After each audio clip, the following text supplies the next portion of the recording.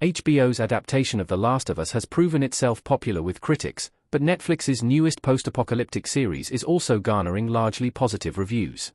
Based on the hit video game franchise developed by Naughty Dog, HBO's television series adaptation first aired in 2023 to rave reviews and massive viewership numbers. Pulling in 4.7 million viewers in its first night of availability, The Last of Us Season 1 would later go on to become HBO's most-watched debut season ever. Following Season 1's impressive viewership numbers, The Last of Us Season 2 premiere would also go on to attract 5.3 million viewers, a 13% increase on Season 1's impressive debut. However, with the show's sophomore season still less than halfway through its 7-episode run, it is currently unclear whether it will maintain the same kind of momentum. Moreover, many of the viewers have begun to criticize the decision to kill off a central Last of Us character, despite this plot point being a major component in the original The Last of Us Part 2 video game. Netflix's The Eternaut also gets off to a strong critical start. How does it compare to HBO's The Last of Us?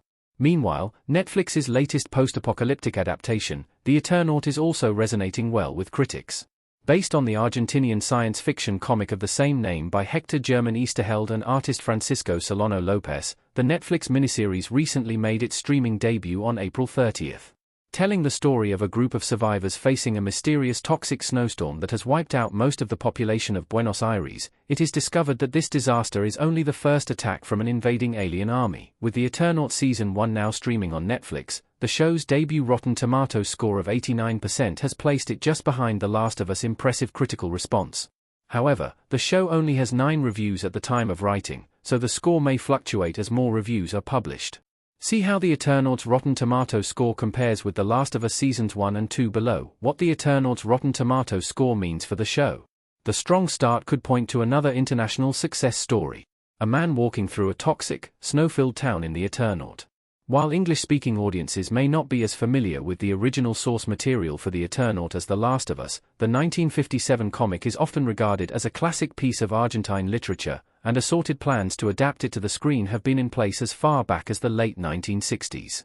Whether the show's post-apocalyptic premise will be enough to entice non-Spanish-speaking audiences to try their hand at the show remains to be seen, but The Eternaut's initial reviews are a good potential indicator of the show catching on more broadly.